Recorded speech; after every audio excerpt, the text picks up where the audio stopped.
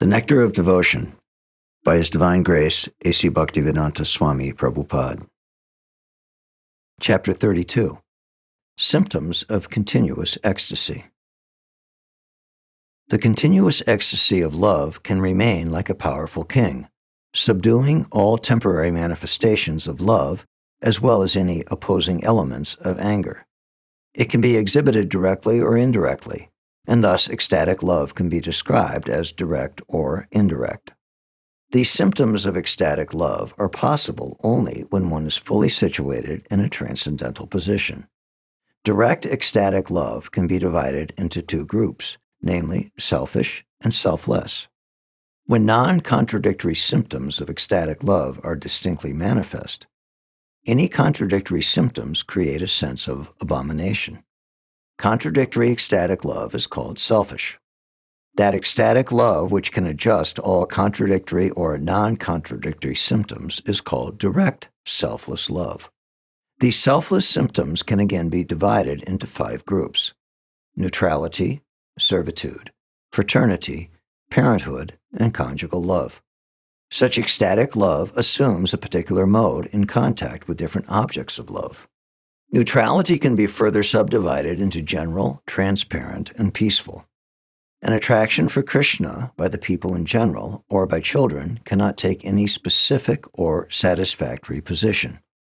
It can be manifest sometimes in trembling of the body and changing of the color of the eyes to red, white, etc., although there is no symptom of any particular affection.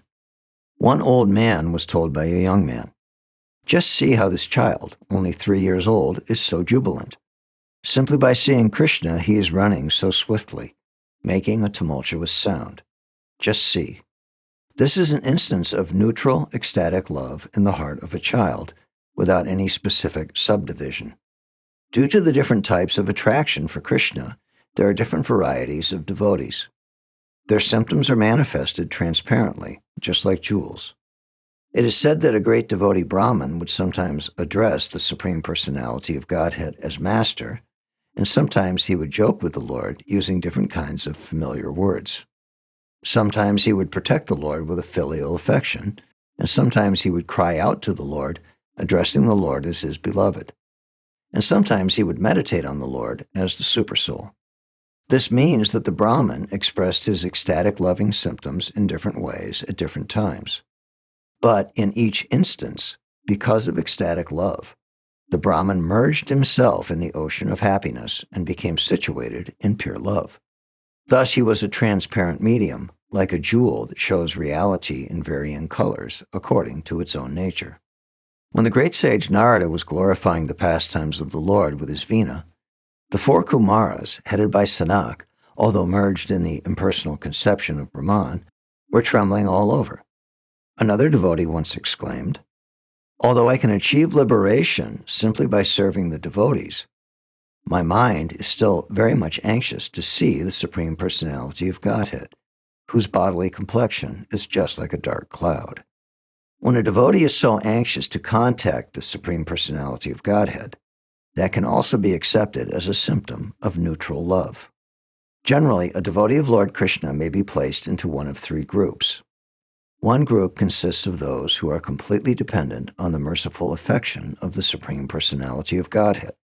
Another group consists of devotees who are dealing with Krishna on friendly terms. And the third group consists of those who are dealing with Krishna as his superior, with parental affection. These 3 classes of devotees gradually develop different relationships of transcendental mellow with the personality of Godhead. When the attraction for Krishna is based on only one particular humor, that is called kevala, or pure state. One in this pure state of devotional service gradually develops the desire to follow in the footsteps of an eternal associate of Krishna. For example, to follow in the footsteps of Rasala, the personal attendant of Krishna in Goloka Vṛndāvana, or to follow Krishna's friends, like Sridham and Sudam, or to follow Nanda and Yashoda, devotees in parenthood. Ecstatic love for Krishna is never manifested directly with Krishna himself. The devotee has to follow in the footsteps of the eternal associates of Krishna in Goloka Vṛndāvana. When transcendental humors in relationship with Krishna become mixed, For example, when the relationships with Krishna in friendship, servitorship, and parental love become mixed together, the result is called mixed humor or flavor. Such mixed transcendental flavors are manifested by such devotees as Uddhava, Bhima, and Mukara, the personal attendant of Mother Yashoda. Although devotional humors are sometimes found in mixtures, a particular humor is always found to be a prominent and constant factor. That prominent humor is to be accepted as the devotee's main relationship with Krishna. For example, Uddhava is in relationship with Krishna as a friend, but in Uddhava's character, a trace of servitude to Krishna is also visible. Such friendship is called friendship in reverence. The friendship typified by Sridham and Sudam, however, is the standard of friendship without any tinge of reverence. The devotees who always think of Krishna as a superior are in subordinate, ecstatic love. To such a devotee, the concept of inferiority to the Lord is very prominent, and he rarely takes interest in any other kind of transcendental loving humor with the Lord. In the Mukunda Mala Stotra compiled by King Kulashekar, one of the prayers says, "My dear Lord, you are the deliverer of living entities from the hellish condition of materialistic life. But that does not matter to me. Whether I am elevated to the heavenly platform, or remain on this earthly planet, or am dispatched to some hellish planet, that does not matter at all to me.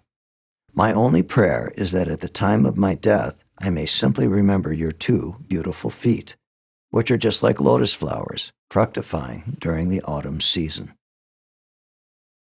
As far as friendship is concerned, those high-grade devotees who are almost like Krishna are considered to be great authorities in the modes of friendly relations with the Supreme Personality of Godhead. On that friendly platform, there are different kinds of laughing and joking conversations.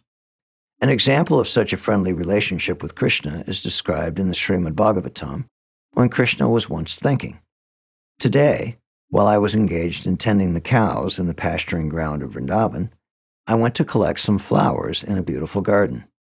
At that time, my friends, the cowherd boys, were unhappy even to tolerate a 2-minute separation from me. And when they found me, there was competition between us as to who would touch the other first with the flowers we had in hand. One friend criticized Krishna thus, 'My dear Damodar, although you have been defeated by Sridham and have become sufficiently minimized in strength, by a false expression of strength, you have somehow covered your shameful condition of defeat.'